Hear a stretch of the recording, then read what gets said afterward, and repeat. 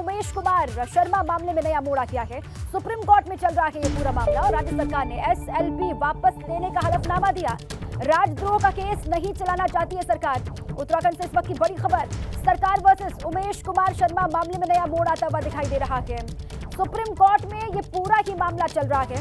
राज्य सरकार ने एसएलपी वापस लेने का हलफनामा दिया है और इससे ये साफ होता है कि राजद्रोह का केस नहीं चलाना चाहती है सरकार। उमेश कुमार का साथ देने से भाजपा में अंदरूनी कलह तेज होने के आसार हैं।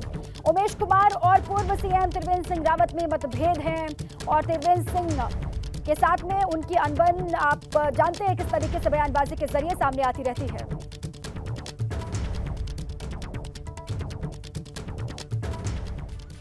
देखिए, त्रिवेंद्र राज में केस बढ़ेगी खींचतान, सरकार के भीतर ये कहा जा रहा है। सुप्रीम कोर्ट पहुंची धामी और त्रिवेंद्र में खींचतान। त्रिवेंद्र रावत के खिलाफ सीबीआई जांच मामले से खुद को अलग करेगी सरकार और सरकार ने सुप्रीम कोर्ट से एसएलपी वापस लेने का हलफनामा दाखिल किया है और साथ ही उमेश शर्मा के खिलाफ राजद्रोह का मुकदमा नहीं चलाना चाहती सरकार, ये बात भी इससे साफ होती है। साथ ही उमेश शर्मा ने त्रिवेंद्र रावत पर पैसे के लेन देन के आरोप लगाए थे, जिसके बाद बहुत बवाल भी हुआ था, बहुत बयानबाजी का दौर भी चला था। राजद्रोह के केस पर हाईकोर्ट गए हुए थे उमेश शर्मा। हाईकोर्ट ने राजद्रोह का केस खारिज किया था और त्रिवेंद्र रावत के खिलाफ हाईकोर्ट ने सीबीआई जांच के आदेश दिए थे। और चलिए आपको सीधे लिए चलते हैं, उत्तराखंड के ब्यूरो चीफ अजीत सिंह राठी हमारे साथ जुड़ चुके हैं। अजीत जी, ये पूरी खबर क्या है, दर्शकों को हमने बताई है। अब जो एसएलपी को वापस लेने की बात सामने निकल करके आ रही है, उससे किस तरीके से तकरार सरकार के भीतर बढ़ सकती है आने वाले वक्त में और क्या क्या बदलाव हो सकते हैं, क्या इसका मकसद हो सकता है, ये जरा बताएं। दीपा, देखिए, किसी भी विषय वस्तु को कुछ भी करने से पहले थोड़ा सोचना समझना बहुत ज़रूरी होता है और ख़ासतौर पर जब कोई मामला न्यायपालिका से जुड़ा होता है, जुडिशरी से जुड़ा होता है, तो वो बड़ा पेचीदगी भरा होता है, उसे समझने में समय लगता है थोड़ा सा। ये 2020 की बात है जब मुख्यमंत्री त्रिवेंद्र सिंह रावत थे और उमेश कुमार जो पत्रकार थे उस समय, उनके साथ झगड़ा चल रहा था। उन्होंने एक झारखंड की एक कोई खबर जिसमें पैसे के लेन देन के आरोप त्रिवेंद्र के लोगों पर, त्रिवेंद्र पर लगाए गए थे, तो ऐसी एक खबर छपी थी उस समय। हम सब उस चीज़ के गवाह हैं कि वो उस खबर के आधार पर राजद्रोह का मुकदमा उमेश शर्मा के खिलाफ दर्ज कर दिया गया और उनको जेल भेज दिया गया। कंटेंट तो कहता है, लीगल कंटेंट कहता है कि उसमें राजद्रोह का मुकदमा किसी व्यक्ति विशेष पर अगर आप आरोप लगाते हैं तो राजद्रोह का मुकदमा नहीं बनता है। लेकिन फिर भी चूंकि सरकार में त्रिवेंद्र सिंह रावत थे, उमेश शर्मा को उन्होंने जेल भेज दिया। उमेश शर्मा इस राजद्रोह के मुकदमे के खिलाफ हाईकोर्ट चले गए और उन्होंने ये दलील दी कि मेरे खिलाफ ये राजद्रोह का मुकदमा केवल इसलिए किया गया है कि मैंने झारखंड की इनकी पोल पट्टी खोल दी है। अब वहाँ पर जो न्यायाधीश थे, न्यायमूर्ति थे, उन्होंने इस पूरे मामले को सुना और राजद्रोह का जो एफआईआर थी उमेश शर्मा के खिलाफ जिसमें वो जेल में थे, उसको क्वेश कर दिया और ये कहा कि जो लेन देन का मामला है बहुत गंभीर है और इसमें सीबीआई जांच कराई जाए। इसी दौरान चूंकि त्रिवेंद्र सिंह रावत मुख्यमंत्री थे तो वो इसकी एसएलपी में इस पूरे मामले की कि राजद्रोह का मुकदमा कायम रहे, वो एफआईआर क्वेश ना हो और सीबीआई जांच पर रोक लग जाए, तो इसको लेकर के एसएलपी में चले गए। चूंकि वो मुख्यमंत्री थे तो सरकार एसएलपी में गई, उन्होंने विशेष याचिका सुप्रीम कोर्ट में दाखिल की, तो चीज़ें वहीं की वहीं रुक गई। अब चीज़ें आगे बढ़ती रही और ये सिलसिला आगे बढ़ता रहा। त्रिवेंद्र सिंह रावत मुख्यमंत्री पद से हट जाते हैं, उसके बाद पुष्कर धामी, तीरथ रावत आते हैं, फिर पुष्कर धामी आते हैं। तो इशू ये था कि उमेश कुमार ने अपने खिलाफ जो राजद्रोह का जो मुकदमा था उस पर जो एसएलपी में सरकार गई थी उसको विड्रॉ करने के लिए सरकार से दरखास्त की। तो धामी सरकार ने दरखास्त को मान लिया और उस एसएलपी को वापस ले लिया।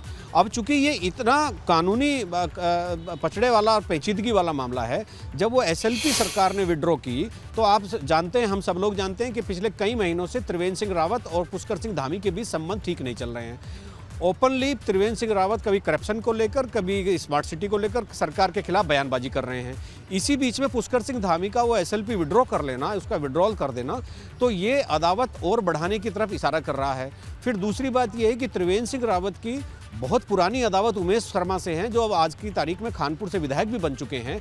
तो यहाँ इससे एक ऐसा भी मैसेज जा रहा है कि जो अपने पूर्व मुख्यमंत्री के खिलाफ जो व्यक्ति पिछले दिनों से लड़ता रहा, जिनकी पर्सनल लड़ाई चली आ रही है, तो धामी ने अपने पूर्व मुख्यमंत्री त्रिवेंद्र सिंह रावत के बजाय उमेश शर्मा का साथ दिया, जो उन्हीं की पार्टी के पूर्व मुख्यमंत्री के खिलाफ लड़ाई लड़ रहा है। वो अलग बात है, वो लड़ाई करप्शन की है, किसी नीतिगत मुद्दे पर है। अब ये जो मैंने जैसा अभी आपको बताया कि हाई कोर्ट ने दो चीज़ें रोकी, एक तो सीबीआई जांच के आदेश दिए और एक एफआईआर क्वेश की। तो यहाँ अब ये अध्ययन की बात है, यहाँ सुप्रीम कोर्ट का क्या रुख रहता है कि वो सीबीआई जांच जो है ये एसएलपी क्या राजद्रोह के मुकदमे से केवल ताल्लुक रखती है या वो जो सीबीआई जांच पर स्टे है उससे भी ताल्लुक रखती है। अगर ये उससे ताल्लुक रखती है तो हाई कोर्ट का वो आदेश स्टैंड कर जाएगा जिसमें झारखंड से पैसे के लेन देन के मामले में हाई कोर्ट ने सीबीआई जांच के आदेश दिए थे। और अगर ऐसा होता है, वो सीबीआई जांच का आदेश स्टैंड कर जाता है, तो त्रिवेंद्र सिंह रावत की मुश्किलें बहुत बढ़ जाएंगी और उनको इस सीबीआई जांच को झेलना पड़ सकता है अगर वो अपने वकील सुप्रीम कोर्ट में खड़े करके एक लंबी और मजबूत न्यायिक लड़ाई लड़ने के लिए सक्षम नहीं होंगे। तो ये कुल मिलाकर के ये पूरा ड्रामा जो मैंने अभी आपको समझाया, इसमें भारतीय जनता पार्टी के भीतर एक इतनी बड़ी इनफाइटिंग शुरू हो गई है। त्रिवेंद्र सिंह रावत कल जेपी नड्डा से मिले, जो राष्ट्रीय अध्यक्ष हैं भारतीय जनता पार्टी के। उन्होंने मुख्यमंत्री की इस बात को लेकर शिकायत की कि जिस मामले में हम लड़ाई लड़ रहे थे, हमारी सरकार लड़ाई लड़ रही थी, उसमें धामी सरकार ने उसको विड्रॉ कर लिया है, एसएलपी विड्रॉ कर ली है, तो इसका मैसेज बहुत खराब जा रहा है। ये विपक्षी दलों को भी इस बात का मुद्दा उठाने का मौका मिल सकता है।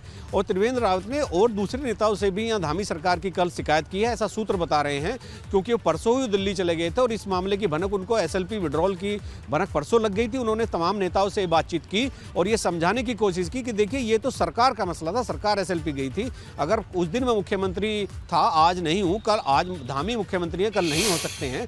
तो इस तरह की मामलों में ऐसा कोई फैसला लेने से पहले पार्टी के भीतर पार्टी फोरम पर विचार विमर्श करना चाहिए। तो ये एसएलपी विड्रॉल की जो प्रक्रिया शुरू हुई है, इससे भारतीय जनता पार्टी का झगड़ा और सतह पर आने का संकेत मिल रहा है। जी दीपा। बिल्कुल ठीक है अजीत जी, और आने वाले वक्त में ये जो पूरा मामला है वो गरमाएगा, जाहिर सी बात है। और त्रिवेंद्र सिंह रावत का रुख इसको लेकर क्या रहेगा, इस पर भी लगातार नजर होगी, क्योंकि लगातार बयानबाजी भी वो कर रहे हैं और ये साफ एक संदेश भी जा रहा है कि अपने पूर्व मुख्यमंत्री को सपोर्ट या फिर उनके साथ ना रह करके सरकार जो है उमेश कुमार शर्मा को सपोर्ट कर रही है। इस तरह से बातें भी निकल करके बाहर आ रही है। सुप्रीम कोर्ट का रुख क्या रहेगा उस पर लगातार नजर होगी। और अजीत जी देखिए, पहले भी और जब दिल्ली में पहुंचे हुए हैं, पहले जो बयानबाजियां की उसके बाद ही त्रिवेंद्र सिंह रावत को दिल्ली तलब भी किया गया। अब इस पूरे ही प्रकरण में किस तरीके से बयान आता है त्रिवेंद्र सिंह रावत का, वो भी बहुत अहम हो जाएगा, क्योंकि उनके लिए भी बहुत मुश्किल है ये वक्त। दीपा, बिल्कुल आपने बिल्कुल बहुत सही बात कही है। जब इसके बाद, इस पूरे ड्रामे के बाद त्रिवेंद्र सिंह रावत की कोई प्रतिक्रिया होगी, वो वाकई देखने लायक होगी। और अभी 4-5 दिन पहले तक तो त्रिवेंद्र सिंह रावत यहाँ खलनायक बने हुए थे, चूंकि वो अपनी सरकार के खिलाफ बयानबाजी कर रहे थे, इसीलिए उन्हें तलब किया गया था। लेकिन जब एसएलपी की भनक उनको लगी और उन्होंने एसएलपी वाला मामला पार्टी नेतृत्व के सामने रखा, जगत प्रकाश नड्डा जी के सामने कल रखा, तो मामला फिर दूसरी तरफ घूमता हुआ दिखाई दे रहा है। लेकिन त्रिवेंद्र सिंह रावत काफ़ी नाराज बताए जा रहे हैं और उनके समर्थक जो हैं उनमें भी काफ़ी नाराजगी है कि धामी सरकार ने उस व्यक्ति के खिलाफ राजद्रोह के मुकदमे से अपने पैर खींच लिए, अपने हाथ खींच लिए हैं, पैर पीछे कर लिए हैं, जो पार्टी के पूर्व मुख्यमंत्री के खिलाफ पर्सनल तौर पर लड़ाई लड़ रहा है। अब इस पूरे मामले से उमेश शर्मा, जो आज की तारीख में कानपुर से निर्दलीय विधायक है, वाकई उनको पूरा फायदा होता दिख रहा है और उन्होंने वो लंबी लड़ाई त्रिवेंद्र सिंह रावत के खिलाफ भी लड़ी। ये भी सच है कि उमेश शर्मा के खिलाफ जो राजद्रोह का मुकदमा त्रिवेंद्र सिंह रावत ने कायम कराया था, उसमें भी लीगल कंटेंट इतना नहीं था कि राजद्रोह का मुकदमा हो सके। लेकिन ये समय की चाल है और ये समय अपनी गति से चलता रहता है, कभी गेंद किसी पाले में, कभी किसी पाले में। एक समय त्रिवेंद्र सिंह रावत के पाले में गेंद थी, उन्होंने उसका दुरुपयोग किया। आज समय बदल चुका है, सरकार ने एसएलपी ले ली है, तो आज त्रिवेंद्र सिंह रावत बैकफुट पर भी हैं और उनको अपने बचाव के लिए, अपने डिफेंस के लिए, अपनी न्यायिक लड़ाई लड़ने के लिए पर्सनल तौर पर, पर्सनल कैपेसिटी में सुप्रीम कोर्ट में जाना पड़ेगा। बयान सामने आ रहे हैं, उससे साफ ये बात निकल करके बाहर आ भी रही है कि सरकार के भीतर वहां पर सब कुछ ठीक नहीं चल रहा है और तकरार और भी आने वाले वक्त में बढ़ेगी, ये जाहिर सी बात है। आप रहे हमारे साथ अजीत जी, लगातार आपका आगे भी रुख करेंगे।